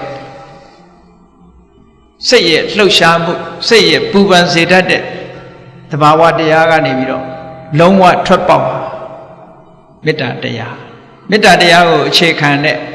အနာဂါမိမဲ့ညာအနာဂါမိဖို့ညာဟာဒေါသရဲ့လုံးဝထွက်ပေါက်ဖြစ်ပါတယ်ဟောဒေါသဆိုတာလာခြင်းလို့မလာတော့ဘယ်တော့မှဒေါသဆိုတဲ့သဘာဝတရားဟာမိမိတဏ္ဍာမှာဖြစ်လာမှာမဟုတ်ဘူးအစဉ်ထာဝရငြိမ်းချမ်းတဲ့အနေတစ်ခုရရှိသွားနိုင်တယ်ဒါကြောင့်မို့မြတ်စွာဘုရားကဟောတယ်ယတိတံမေတ္တာစေတောဝိမု ക്തി စိတ်ရဲ့လွတ်မြောက်မှုလို့ဆိုတဲ့ဒီမေတ္တာတရားဟာတဲ့ဗျာပါဒတ္တစိတ်ထဲမှာအလိုမကျနေတဲ့ဒေါသရဲ့နိတ္တရဏံထွက်ပေါက်ပါပဲဒီနည်းနဲ့သာလင်စစ်မှန်တဲ့ထွက်ပေါက်ကိုရနိုင်တယ်နောက်ဆုံးဒေါသဆိုတာဘလို့မှစိတ်ဆိုးအောင်လုပ်လဲစိတ်ဟာဘယ်တော့မှဆိုးလာတာမရှိတော့ဘူးဘုန်းကြီးတို့တွေစဉ်းစားကြည့်ဗျာပါဒဆိုတဲ့ဒေါသလူတိုင်းဖြစ်ဖူးကြတယ်ဖြစ်တဲ့အချိန်မှာဘလို့ခံစားရတယ်လဲစိတ်တည်ငြိမ်နေမှုတွေလုံးဝပျက်စီးသွားတယ်နှလုံးခုန်မှုတွေပြင်းထန်လာတယ်မျက်နှာတွေหนีရဲလာတယ်သွေးခုန်မှုတွေပြောင်းလဲလာတယ်နှလုံးကနေလှုပ်ဆော်လာသည့်အတွက်ကြောင့်ဘာဖြစ်လဲနှုတ်ခမ်းကအတန်ကမဟုတ်တဲ့အတန်တွေမဟုတ်တဲ့စကားတွေပြောလာတယ်လက်ကလည်းပဲအန္တရာယ်ပြုမဲ့အမှုမျိုးတွေဖြစ်လာတယ်ဟောဒေါသရဲ့ဆွမ်းဆောင်မှုတွေပဲအဲ့ဒါလို့ဒေါသဆိုတဲ့အမုန်းတရားဟာနှလုံးသားထဲမှာလုံးဝမကြမ်းအောင်ဖြည့်ရှင်းပြစ်လိုက်နိုင်တာဒါထွက်ပေါက်အစ်စ်ပေါ့ဒါကိုဆိုလိုတယ်မြတ်စွာဘုရားတကယ်ကိုမြတ်အေးထို့တူပဲနောက်ထပ်ထွက်ပေါက်တစ်ခုကဘာလဲနောက်ထပ်ထွက်ပေါက်တစ်ခုရှာရအောင်မယ်လူတွေမှာတခါတရံကြတော့ဒေါသတယ်မကဘူးဆိုပါစို့စိတ်ဆိုးတယ်ဆိုတော့ရိုးစိတ်ဆိုးကြတာပဲလေကိုယ်အလိုမကျရင်မိဘကသားသမီးကိုစိတ်ဆိုးတယ်နော်တကယ်ချင်းချင်းချင်းစိတ်ဆိုးကြတယ်အဲ့ဒီလိုစိတ်ဆိုးတယ်ဆိုတဲ့အဲမှာတတ်ချင်ဖြတ်ချင်တာဆိုတာပါလားမပါဘူးနော်မိဘကသားသမီးကိုစိတ်ဆိုးတယ်ဆိုတဲ့နေရာမှာဒီကောင်သေအောင်လုပ်မယ်ဆိုရင်စိတ်ပါရလားမပါဘူးနော်အေးအဲ့ဒီစိတ်ဓာတ်မျိုးပါလာပြီဆိုလို့ရှိရင်သူ့ကိုဘာခေါ်လဲဆိုတော့ဝိဟေတာလို့ခေါ်တယ်ရက်ဆက်လာတယ်ရက်ဆက်မှုညှဉ်းပန်းနှိပ်စက်မှုဆိုတဲ့သဘောတရားစိတ်ဓာတ်ထဲမှာဖြစ်ပေါ်လာတတ်တယ်တဲ့ဘုန်းကြီးတို့တွေဒေါသကိုမထိန်းတဲ့အခါမှာညှဉ်းပန်းနှိပ်စက်လိုမှုဆိုတဲ့ဝိဟေတာတရားစိတ်ဓာတ်ထဲမှာပေါ်လာပြီတဲ့အဲ့ဒါလို့ပေါ်လာလို့ရှိရင်စိတ်ကိုထွက်ပေါက်ဟာဘာနဲ့လောက်ရမလဲလို့ဆိုရင်ကရုဏာတရားကိုပွားရမယ်တဲ့ကရုဏာဆိုတာကြည့်သူများကိုညှင်းဆဲလို့မှုရက်ဆက်လို့မှုဆိုတဲ့ cruelty ဆိုတာနဲ့ဆန့်ကျင်ပဲဖြစ်တယ်ဒါကြောင့်မို့ကရုဏာတရားကိုပွားပြီးဆိုလို့ရှိရင်လောကမှာအစင်မပြေတဲ့ပုဂ္ဂိုလ်တွေတနာစရာကောင်းတဲ့ပုဂ္ဂိုလ်တွေဆိုပါစို့ယောဂဖြစ်လို့ဒုက္ခဝေဒနာခံစားနေရတဲ့ပုဂ္ဂိုလ်စီးပွားရေးအဆင်မပြေလို့စိတ်ညစ်နေတဲ့ပုဂ္ဂိုလ်စားစရာတောက်စရာမရှိလို့ဒုက္ခရောက်နေတဲ့ပုဂ္ဂိုလ်နေစရာမရှိလို့အတိဒုက္ခရောက်နေတဲ့ပုဂ္ဂိုလ်လောကမှာအဆင်မပြေတဲ့ဒုက္ခရောက်နေတဲ့ပုဂ္ဂိုလ်တွေဟာဒါတနာစရာပုဂ္ဂိုလ်ပဲအဲ့ဒါလို့တနာစရာပုဂ္ဂိုလ်ကိုရွေးချယ်ပြီးတော့ဒုက္ခမုတ်ဆန္တုအခြေအနေဆိုးတွေကသူ့လွတ်မြောက်ပါစေမကောင်းတဲ့အခြေအနေတွေဆင်းရဲဒုက္ခတွေကလွတ်မြောက်ပါစေဆိုတဲ့စိတ်ဓာတ်ကလေးနဲ့အဲ့ဒါလို့ဒုက္ခရောက်နေတဲ့ပုဂ္ဂိုလ်နဲ့ဒီစိတ်ကိုလေ့ကျင့်ယူရမယ်တဲ့လေ့ကျင့်လို့ရှိရင်ခုနကမေတ္တာလေ့ကျင့်တယ်လို့လေ့ကျင့် လေ့ကျင့်လို့အောင်မြင်လာပြီဆိုလို့ရှိရင်ခေါဏကဝိဟိတာဆိုတဲ့တရားညှင်းဆဲလိုမှုရက်ဆက်တယ်ဆိုတဲ့သဘောတရားဟာသူ့တဏ္ဍာမှာလုံးဝမရှိတော့အောင်လွတ်မြောက်သွားနိုင်ပါတယ်ဒါလည်းထွက်ပေါက်တစ်ခုပဲနောက်တစ်ခုကဘာတော့ဆိုရင်လောကလူတွေဟာကိုယ်နဲ့ပြိုင်ဘက်ဖြစ်စေကိုယ်အိမ်နီးနာချင်းဖြစ်စေကိုယ်အတိတဲကဖြစ်စေမတိတဲ့ပုဂ္ဂိုလ်ပဲဖြစ်စေကြီးပွားတိုးတက်ပြီးတော့ကိုယ့်ရဲ့တာသွားလို့ရှိရင်ဝမ်းသာနိုင်ခဲ့တဲ့ပေါ့ဝမ်းမသာကြဘူးဝမ်းမသာနိုင်တာဘာကြောင့်ဝမ်းမသာတာတော့ဆိုရင်အိတ်သာလို့ခေါ်တဲ့ jealousy ကြောင့်ဝမ်းမသာတာအဲ့ဒီ jealousy ဆိုတဲ့သဘောတရားဟာသူတစ်ပါးအောင်မြင်မှုနဲ့ပတ်သက်ပြီးစိတ်ထဲမှာပျော်မွေ့မှုမရှိဘူးပျော်မွေ့မှုမရှိဘူးအဲ့ဒါလဲစိတ်ရဲ့ emotion တစ်ခုပဲအဲ့ဒါဖြစ်လာပြီဆိုလို့ရှိရင် jealousy တွေဖြစ်တယ်ထို jealousy တွေလွှမ်းမိုးလာတဲ့ပုဂ္ဂိုလ်တယောက်ဟာသူများကိုတော့အန္တရာယ်ပြုတတ်တယ်တခါတော့ကကြားဖို့ပါလိမ့်မယ်အမေရိကန်နိုင်ငံမှာအမျိုးသမီးချန်ပီယံတွေကစကိတ်စီးတဲ့မျိုးသမီးချန်ပီယံဒီအားကစားမှာသူကထူးချွန်လို့တရဖူဆောင်းထားတဲ့ပုဂ္ဂိုလ်နောက်ထပ်အမျိုးသမီးအားကစားတယောက်ပေါ်လာတယ်စကိတ်စီးပြိုင်ပွဲသူနဲ့ရှင်ပြိုင်လာလိုက်သူ့ရဲ့ဆုကိုလူတော့မယ်သူ့နေရာကိုယူတော့မယ်ဆိုတာမခံနိုင်ဘူးမကြည့်နိုင်ဘူးဒါကြောင့်မို့လူဆိုးကိုပတ်စံပေးပြီးငှားပြီးအဲ့ဒီအမျိုးသမီးခြေထောက်ကိုရိုက်ချိုးခိုင်းတယ်ဒါလောကမှာတကယ်ဖြစ်ခဲ့တာ true story တကယ်အစစ်မှန်ဖြစ်ခဲ့အဲ့ဒါမျိုးကဘာကြောင့်ဖြစ်တာတော့ဆိုလို့ရှိရင် jealousy ခေါ်တယ်ပေါ့အဲ့ဒါလို့ jealousy ဖြစ်လာတာကောင်းလားဆိုကောင်းအလွန်ဆိုးတယ်သူများရဲ့အောင်မြင်မှုနဲ့ပတ်သက်ပြီးတော့မခံနိုင်တဲ့သဘောအဲ့ဒီမခံနိုင်တဲ့ emotion stress လို့ခေါ်တဲ့စိတ်ရဲ့ဖြစ်စည်းမှုပေါ်လာလို့ရှိရင်ဘာနဲ့ထွက်ပေါက်ရှာရမလဲလို့ဆိုရင်မုဒိတာဆိုတာဝမ်းသာနိုင်အောင်ကြိုးစားရမယ်မုဒိတာတရားပွားများခြင်းဖြင့်ထွက်ပေါက်ရှာရမယ်တဲ့မုဒိတာတရားပွားများခြင်းလို့ရှိရင်အောင်မြင်ကြီးပွားနေတဲ့ပုဂ္ဂိုလ်တွေကိုကြည့်ပြီးယထာလတ္ထတံပတ္တိတောမာဝိခိသန္တုရထားတဲ့စိစိတ်အခြေအနေတွေကအောင်မြင်မှုတွေကနေဘယ်တော့မှဆုပ်ယုပ်မသွားပါစေနဲ့ထာဝရပျော်နိုင်ကြပါစေထာဝရရွှင်နိုင်ကြပါစေ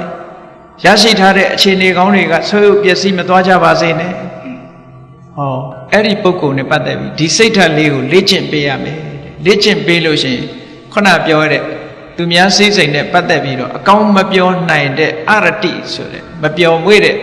စိတ်ရဲ့ဆန့်ကျင်နေတဲ့သဘောတရားတစ်ခုရဲ့ထွက်ပေါက်ရသွားမှာဖြစ်ပါတယ်ဒါမုဒိတာထွက်ပေါက်နောက်တစ်ခုကဘာလဲလို့ဆိုလို့ရှိရင်လူတွေမှာချစ်ချင်းမုန်းချင်းဆိုတာရှိတယ်ချစ်ရင်ချစ်မယ်မချစ်ရင်မုန်းမယ်ချစ်ချင်းမုန်းချင်းဆိုတာအစွန်းနှစ်ခုပဲ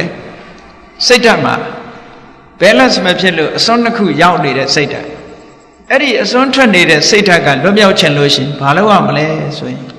ဥပိ္ပခပွားနိုင်ရမယ်ဥပိ္ပခဆိုတာဘယ်လိုပွားတာလဲတဗ္ဗေတတ္တာကမ္မတကတတ္တဝါဆိုတာသူကံနဲ့သူလာတာစဉ်းစားပြီးတော့ချစ်ချင်းကိုလည်းရှော့မယ်မုန်းချင်းကိုလည်းရှော့ချစ်ချင်းမုန်းချင်းထိုနှမျိုးလုံးမပါဘဲနဲ့တည်ငြိမ်တဲ့သဘာဝတရားတစ်ခုကိုဥပိ္ပခလို့ခေါ်တယ်ဒီကနေ့အရာထဲမှာတော့ဥပိ္ပခဆိုတာကိုမတဲ့လို့မခေါ်တဲ့ပုဂ္ဂိုလ်ဥပိ္ပခလို့ဥပိ္ပခရှုတယ်လို့ပြောနေကြတယ်အဲ့ဒီအဓိပ္ပာယ်မဟုတ်ဘူးဥပိ္ပခကအလွန်မွန်မြတ်တယ်ချစ်ချင်းမုန်းချင်းဆိုတဲ့အစွန်းဘက်ကိုမရှိစေဘဲနဲ့တိမှတ်တည်ငြိမ်တဲ့သဘောထားဒါကြောင့်လို့ equanimity လို့အင်္ဂလိပ်လိုပြန် equanimity ဆိုတာစိတ်ရဲ့တည်ငြိမ်မှုပဲအဲ့ဒီတည်ငြိမ်မှုကစိတ်မတည်ငြိမ်တဲ့ emotion လို့ဆိုတဲ့ရာဂတို့ဒေါသတို့ရဲ့ထွက်ပေါက်ပဲရာဂရဲ့ထွက်ပေါက်ဒါကြောင့်မို့မြတ်စွာဘုရားကဥပိ္ပခဆိုတဲ့စေတောဝိမု ക്തി ဟာရာဂရဲ့ထွက်ပေါက်ပါဟောဒီလိုဟောထားတာရှိဒါကြောင့်မို့အဲ့ဒါကိုလည်းပဲလေ့ကျင့်ပွားများခြင်းဖြင့်မိမိတို့ရဲ့မှန်ကန်တဲ့ထွက်ပေါက်တစ်ခုကိုရရှိနိုင်တာဖြစ်တယ်နောက်တစ်ခုကတော့ဝိပဿနာကျင့်စဉ်နဲ့ပတ်သက်လာတယ်ဘုန်းကြီးတို့တွေမှာအရာခတ်သိမ်းကိုကြည့်လိုက်တာနဲ့တပြိုင်နက်ကိုပဲဖြစ်စေကိုယ့်ရဲ့ပတ်ဝန်းကျင်ကိုပဲဖြစ်စေနိစ္စထာဝရလို့ထင်နေကြရဲတယ်ဆိုတဲ့အတွေးကြီးတွေရှိနေကြတယ် ဝိပဿနာတရားကိုကျင့်ကြံကြိုးကိုအထုတ်လိုက်ပြီဆိုလို့ရှိရင်စက္ကန့်မလတ်ပြောင်းလဲနေတဲ့သဘောတရားတွေပြောင်းလဲပျက်စီးနေတဲ့အရာတွေကိုတွေ့မြင်လာပြီဆိုလို့ရှိရင်ခုနမြဲတယ်ဆိုတဲ့အတွေးတွေကိုရှော့ချနိုင်သွားတယ်ပေါ့အဲ့ဒီမြဲတယ်ဆိုတဲ့ဟာကိုနေဆနမိတ်မြဲတယ်လို့ယူဆနိုင်တဲ့အရေးအယောင်ဟာတခုမှမရှိဘူးဝိပဿနာဉာဏ်ရင့်တန်လာတဲ့ဘလဝဝိပဿနာအကောင်းတဲ့ဝိပဿနာတရားတစ်ခုဟာခုနတုန်းကမြဲတယ်လို့ထင်တဲ့အရေးအယောင်တွေကိုထင်မြင်ယူဆနေတဲ့စိတ်ရဲ့ထွက်ပေါက်တစ်ခုပဲဝိပဿနာတရားကိုကျင့်ကြံကြိုးကိုအထုတ်ခြင်းဖြင့်မြဲတယ်ဆိုတဲ့အရေးအယောင်တွေကိုဖယ်ရှားပြစ်နိုင်ပြီးတော့စင်ထာဝရမမြဲဘူးဆိုတဲ့အမှန်အကန်ကိုမြင်လာနိုင်ပါတယ်ဒါကအလွန်အဆင့်မြင့်တဲ့ထွက်ပေါက်တစ်ခုပါအဲ့ဒီထွက်ပေါက်ရထားပြီဆိုလို့ရှိရင်တောကဆိုတာနည်းသွားမယ်တွေ့တာမှုတွေဆိုတာရှော့ချနိုင်လာမယ်ဒီလိုနောက်ဆုံးထွက်ပေါက်တစ်ခုကတော့ဘာလဲလို့ဆိုလို့ရှိရင်ငါဆိုတဲ့မာနပဲလောကမှာဒီမာနဆိုတာလေးကကျမ်းနေတာမာနဆိုတာကိုယ့်ရဲ့အည်အသွေးပေါ်မှာအခြေစိုက်ထားပြီးတော့ဖြစ်ပေါ်နေတဲ့သဘောတရားတစ်ခုကိုယ့်ရဲ့အည်အချင်းကိုအခြေစိုက်ပြီးတော့ဖြစ်ပေါ်ထားတာဒါကိုစာပေကအတ္တမိမာနလို့ပြောတယ်မာနဆိုတာဟာသူများတဲ့ตาတယ်လို့ပြောမှမာနမဟုတ်ဘူးကိုယ်စိတ်ထဲမှာကိုဟာကတော့ဆိုပါစို့လူတွေမှာဖြစ်တတ်တယ်လေဆိုပါစို့အဘိဓမ္မာတရားဟောလို့ရှင်ငါနားမလည်ပါဘူးကွာနားလိုက်နိုင်မှာမဟုတ်ပါဘူးတို့နဲ့မမိပါဘူးလို့အဲ့ဒါလို့တွေးတာလဲမာနပဲနှိမ့်ချတဲ့မာနပဲခေဒါလေးကတော့ငါအတွက်လွယ်လွယ်လေးပဲလို့သွားတွေးလို့ရှင်လေဒါလည်းသူ့အရေးချင်းပေါ်တွေးတာဖြစ်တဲ့အတွက်ကြောင့်ဒါလည်းမာနပဲအဲ့ဒီလိုမာနမျိုးတွေဟာတရားသူတရားမြတ်ရဖို့ရအတွက်ကြတော့အဟံတာတစ်ခုဖြစ်တယ်ပေါ့ဒါကြောင့်မို့အဲ့ဒီအဟံတာဆိုတဲ့ကိုယ့်ရဲ့အရေးချင်းပေါ်မှာအားကိုးပြီးတော့ဖြစ်ပေါ်နေတဲ့အထင်တွေကိုပျောက်သွားဖို့ရအတွက်ကတော့ခုနဝိပဿနာကျင့်စဉ်ကျင့်ပြီးနောက်ဆုံးယဟန္တာပုဂ္ဂိုလ်ဘဝရောက်သွားလို့ရတ္တမေရတ္တဖို့ရသွားပြီဆိုလို့ရှိရင်တော့ခုနကပြောတဲ့ကိုယ့်ရဲ့အည်အသွေးပေါ်မှာအထင်ရောက်တဲ့မာနတရားဟာလုံးဝရှင်းသွားပါလိမ့်မယ်အဲ့ဒါကမာနတရားရဲ့ထွက်ပေါက်ပါဟောအဲ့ဒါလို့မြတ်စွာဘုရားသခင်ကိုရောမြတ်ကနိတရဏဓာတုတုတ်မှာစိတ်ရဲ့ထွက်ပေါက်များဆိုပြီးတော့ဟောထားတာရှိပါတယ်ဒီထွက်ပေါက်များသည်သာလျှင်တကယ်စစ်မှန်တဲ့ထွက်ပေါက်များဖြစ်သည့်အတွက်ကြောင့်ထွက်ပေါက်များဖြစ်တယ်ဒုတရားများဟာလက်တွေ့လေးလာကျင့်သုံးနိုင်မယ်ဆိုရင်ဒီထွက်ပေါက်တွေဟာကိုယ်တိုင်သိရှိနိုင်တဲ့ထွက်ပေါက်မျိုးတွေဖြစ်တယ်ဒါကြောင့်မို့တရားချစ်ခင်သူတော်စင်ပြိဿအပေါင်းတို့သည်ဘုရားမြတ်စွာဟောကြားတော်မူခဲ့တဲ့စိတ်ရဲ့ထွက်ပေါက်များကိုလက်တွေ့ချအသုံးချပြီးတော့မိမိတို့ရဲ့စိတ်ထဲမှာအကျဉ်းကျတွေ့လာတဲ့ဒေါသဆိုတဲ့ emotion တွေနော်ဝိဟိတဆိုတဲ့ emotion တွေအရတိမပြောင်းမွေ့နိုင်တဲ့ emotion တွေရာဂဆိုတဲ့တတ်မဲ့တဲ့ emotion တွေသင်္ခါရတရားတွေနဲ့ပတ်သက်ပြီးတော့မြဲတယ်ဆိုတဲ့အထင်နမိတ်တွေကိုထင်းနေတဲ့အည်အသွေးပေါ်မှာအခြေပြုပြီးတော့ထားတဲ့မာနတွေအဲ့ဒီ emotion တရားတွေရဲ့ထွက်ပေါက်ကိုတကယ်လုံးဝလွတ်မြောက်နိုင်တဲ့ထွက်ပေါက်တွေဟာမေတ္တာတို့ကရုဏာတို့မုဒိတာတို့ဥပိ္ပခာတို့ဝိပဿနာနဲ့အရဟတမေဉာဏ်များတာဖြစ်တယ်လို့ဘုရားမြတ်စွာဟောကြားတော်မူခဲ့တာဖြစ်ပါတယ်ဒါကြောင့်မို့တရားချက်ခင်သူတော်စင်ပြိဿတို့သည်အစစ်စစ်မိမိတို့တဏ္ဍာမှာလေ့ကျင့်ယူခြင်းဖြင့်အဆိုပါတရားတွေဟာလူတိုင်းနဲ့သက်ဆိုင်ပြီးတော့ရနိုင်တဲ့တရားတွေဖြစ်တဲ့အကြောင်းကိုယ်တိုင်သိရှိနားလည်ပြီးတော့မိမိတို့မှာထွက်ပေါက်ကိုမှန်ကန်တဲ့နိလန်းနဲ့ရအောင်ရှာခြင်းဖြင့်ထာဝရငြိမ့်တဲ့အငြိမ့်တတ်ကိုကိုယ်စီကိုယ်ငှမျက်မှောက်ပြုနိုင်ကြပါစေကုန်သတည်း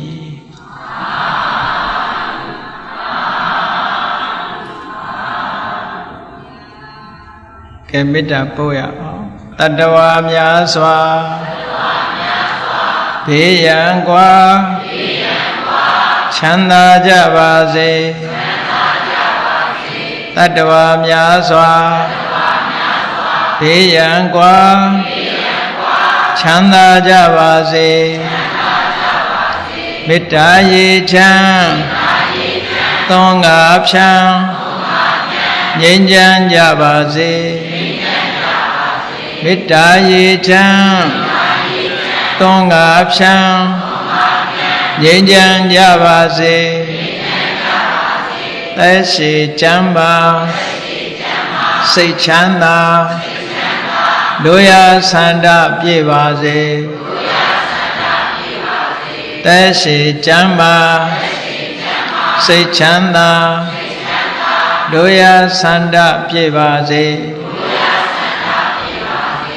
ဖုံလန္တာဒုက္ခပင်ကစားမေတ္တာပုံနေတုသင်္ကမာမနောတရတိတပိတံဘဝယံတုဒုက္ခန္တကာမေတ္တာပုံနေတုသင်္ကမာစုပေါင်းပို့အပ်မေတ္တာတတ်ဟုရောင်ပြူပါဝင်းငွေလမင်းနှင့်ရောင်ခြင်းရှက်ယုံပေါင်းဆောင်ရခြင်းကြောင့်တပိတံကျွမ်းမဲ့ဥဒ္တုံလုံးစုံများစွာတတ္တဝါတို့၏